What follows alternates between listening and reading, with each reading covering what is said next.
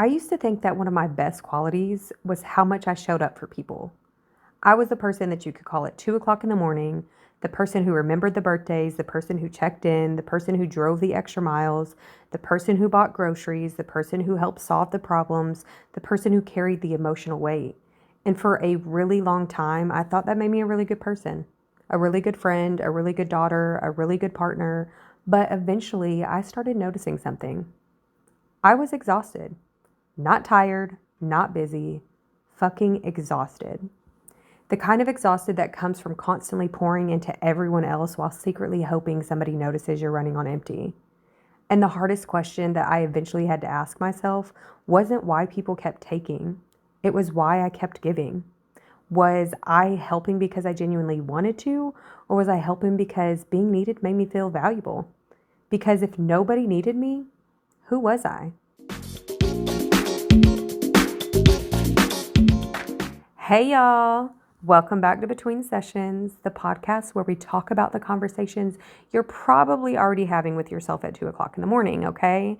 I'm Tiffany, and whether you're listening on your drive to work, folding laundry, cleaning the house, sitting in your car and avoiding going inside, or laying in the bed staring at the ceiling trying to figure life out, I'm really glad that you're here. Today's episode is honestly one that called me out, clocked my shit immediately, and I have a feeling it's going to call some of y'all out too. So sorry in advance. Sorry, not sorry.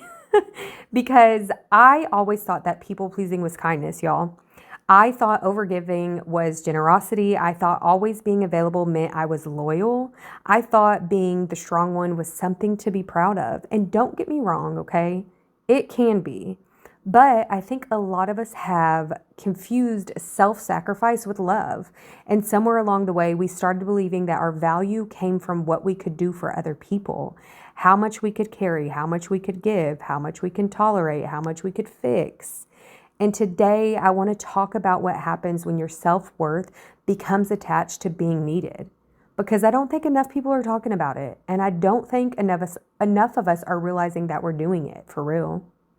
Honestly, I think a lot of us learned at a really early age that being useful got us praised. Being easy got us praise. Being mature got us praise. Being responsible got us praise.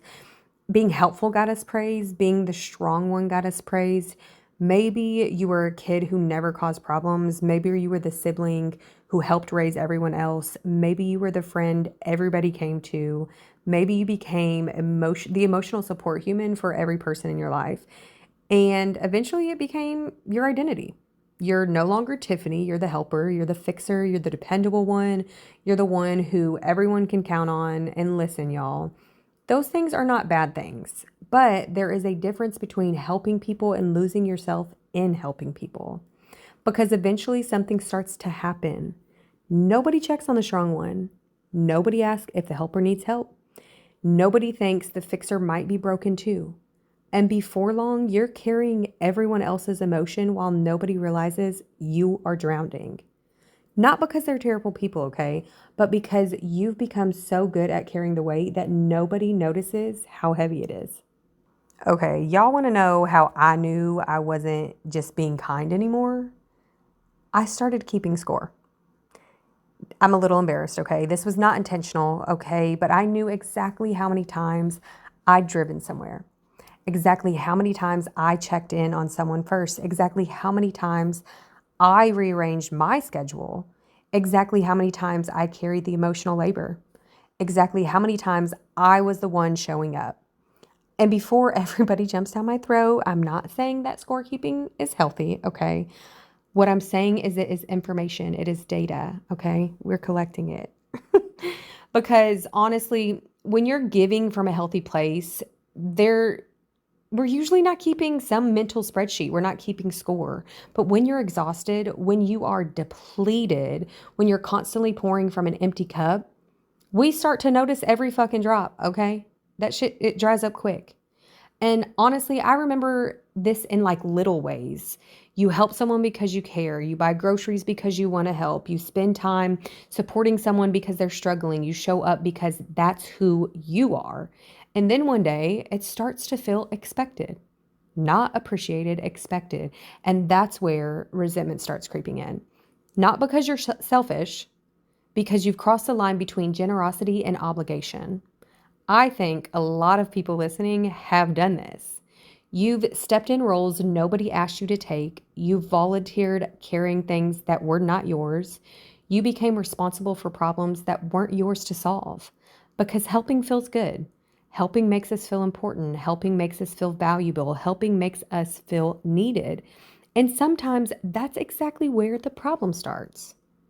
This realization changed everything for me. Being needed can feel safer than being loved. Think about it for a second, y'all.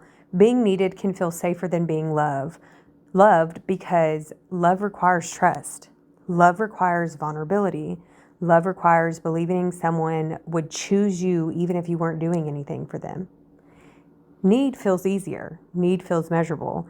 If they need me, they'll call. If they need me, they'll stay. If they need me, they'll choose me. But here's the problem. You can become absolutely indispensable to someone and still feel completely unloved. You can solve every problem, show up every single time, carry every burden, and still feel unseen. Because being useful and being cherished are not the same thing. Being needed and being valued are not the same thing. Being somebody's solution and being someone's partners, they're just not the same thing. And I think a lot of us spend years confusing the two. I want to ask y'all something that I honestly had to ask myself, and this is where I started to become aware that I'm a people pleaser. If nobody needed anything from you tomorrow, who would you be? Not what would you do, who would you be? That's a scary ass question for a lot of people because when you've spent years being the helper, the fixer, the rescuer, the caretaker, eventually your identity gets wrapped into those roles, y'all. You don't know where helping ends and where you begin. And honestly, I think that's why so many of us feel uncomfortable with resting. We've talked about this before. Feel uncomfortable receiving, feel uncomfortable doing nothing. Because if we're not helping someone, we don't know where our value comes from. We've spent so much time earning our worth through service that we forget we're worthy without it. Now let's talk about something literally nobody likes to talk about and is probably going to clock a lot of y'all shit, okay? Gift giving. Because gift giving is beautiful, okay? Don't get that shit twisted until it becomes a way to buy worthiness. Some people aren't buying gifts because they're generous. They're buying gifts because they're scared. Scared they'll disappoint someone, scared they won't be enough, scared they'll lose love. So they compensate. Bigger gifts, more gifts, expensive gifts, over the top generosity, and gifts become less about the receiver, honestly, and more about soothing the giver's fear. If I do enough, they'll know I care. If I spend enough, they'll stay. If I sacrifice enough, they'll appreciate me. And that's not generosity. That's anxiety wearing generosity's clothes, y'all. Whew, now listen, y'all. This one, can we talk about projects? You know exactly what I mean, okay? The person with potential, the person who's almost ready, the person who just needs support, the person who just needs someone to believe in them, the person who just needs a little bit more time. And if you are a fixer, y'all, those people can feel magnetic because they give you a role, right? A purpose, a mission. You become important, you become needed, you become valued. But projects never end. There's always another crisis, always another problem, another excuse, another thing they need help with. And eventually you have to ask yourself something really fucking uncomfortable. Do they love me or do they love what I do for them? Because those are not the same thing. And I think some of us have mistaken emotional dependency for emotional intimacy. Someone calling you every day with their problems isn't closeness. Someone isn't always closeness, I guess. It can be. But anyway, someone calling you every day with their problems isn't always closeness. Someone needing your help isn't always connection. Someone depending on you isn't always love. Those things can feel very similar, but they are very, very different, y'all. This one might be the biggest lesson that I've learned. I don't think a lot of people are looking for love. I think they're trying to earn it. We become more patient, more understanding, more available, more forgiving, more accommodating, more everything, honestly. Thinking eventually someone will realize how much we've done and decide we're worth loving. Healthy love does not work that way, okay? The right people don't have to be convinced to care about you, period. You don't have to perform your way into being chosen. You don't have to exhaust yourself into being loved. You don't have to become indispensable to become important. You already are. And I know that that's hard to believe sometimes, but it is so true. You are important and you are enough. I promise. Let's talk about the contract that literally is so invisible. Nobody said it, nobody signed it, all of the things, okay? One of the biggest reason that people pleasers become resentful is because we create contracts nobody agreed to. I'll always show up for you, so you'll always show up for me. I'll prioritize you, so you'll prioritize me. I'll save you, so you'll never leave me. And the fucking problem, y'all, we never actually say any of this shit out loud. And then we're heartbroken when people don't uphold agreements that they never even knew existed. That's where resentment grows, and expectations that never got communicated. And that's a hard truth, because sometimes people we are angry with don't even know why they're disappointing us and how they're disappointing us. Y'all know I am so big on boundaries, okay? A healthy person says, I can't do that today. A people pleaser hears, they'll stop loving me. That's why boundaries feel terrifying.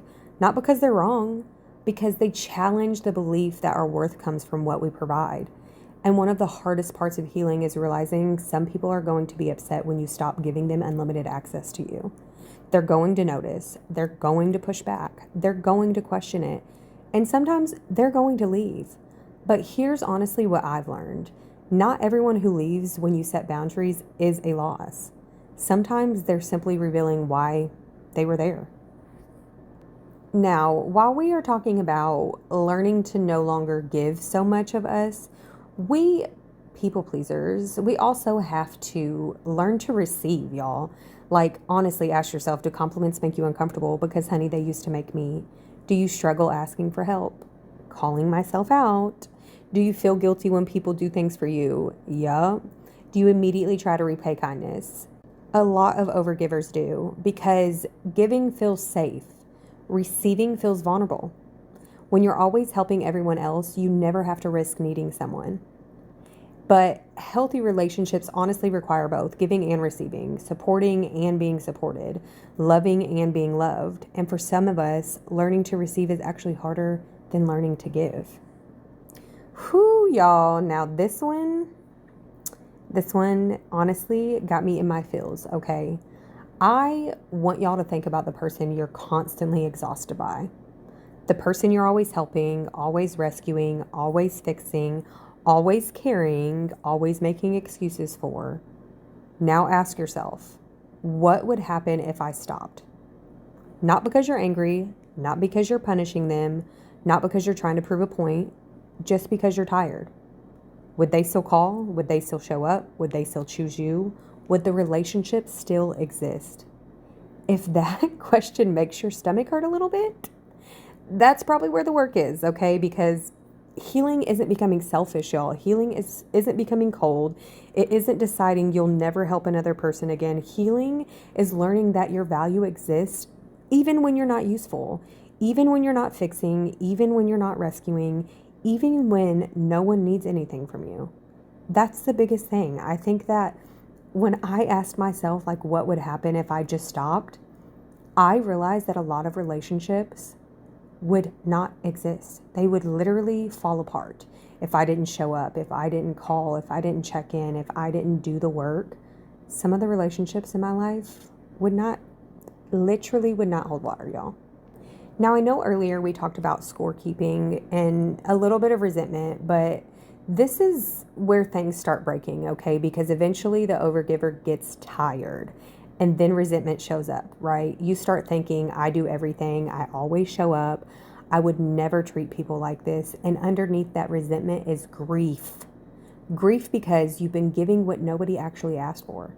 You've been volunteering for jobs nobody assigned you. You've been carrying responsibilities that were not yours. And you're now exhausted. We also have to ask ourselves why healthy love feels boring. We've talked about this before. This one is huge, though. When your nervous system is used to earning love, healthy love feels suspicious. Nobody needs rescuing. Nobody is pulling away. Nobody is creating chaos. Nobody is making you prove yourself. And instead of feeling safe, it feels boring because your brain is waiting for an assignment. It's waiting for the next crisis. It's waiting for something to fix. That's one reason emotionally available people can sometimes feel less attracted at first. Less attractive at first. They don't activate your caretaker identity. I oftentimes get up on this little podcast and tell you guys how people pleasing is a bad thing, or how to stop people pleasing, or why to stop people pleasing, but I don't often talk about what happens when you stop this. What happens when you stop overgiving? People will notice. Not everybody, but some people. And the people who benefited from your lack of boundaries, the people who expected constant access, the people who assumed you'd always save them. And here's the uncomfortable truth. Some relationships will survive your boundaries, y'all. Some don't. And the ones that don't were often built off of your self-sacrifice, not mutual connection. We talk about addiction a lot in my podcasts, being addicted to the chaos, being addicted to the trauma, being addicted to whatever. Can we talk about addiction in this sense? Because some of us secretly enjoy being the rescuer, not because we're bad people, but because being needed feels important. We become attracted to people who need saving, emotionally unavailable people, financially struggling people, people who are lost, people who are wounded, people who need support. And suddenly we have a role now, a purpose, a mission. Yeah. But the problem, y'all, is healthy relationships do not require a hero. They require two adults, and that's often a lot less exciting. I want to speak directly to the person listening right now who feels responsible for everyone. The friend group, the relationship, the family, the workplace, the people struggling, the people hurting, the people falling apart. I need you to hear this, okay? Your value does not increase when you suffer. Your worth is not measured by how much you give away. You do not become more lovable because you're exhausted. You do not become more deserving because you're self-sacrificing. And the people who truly love you, they don't need a performance. They don't need a rescue mission. They don't need a hero. They just need you. And that's enough. All right, y'all. Maybe healing isn't learning how to give less. Maybe healing is learning that your worth isn't attached to how much you do give. Maybe the lesson was never to stop being kind. Maybe the lesson was stop believing kindness is a price of admission for love. Because people who truly love you don't need you to earn a place in their lives. You don't need to prove your worth. You don't need to exhaust yourself. You don't need to save them. They just need you. And that's enough. So if this one resonated with you guys, please like it. I appreciate you all so much for hanging out with me through another episode of Between Sessions. This one clocked me. This one hit home for me.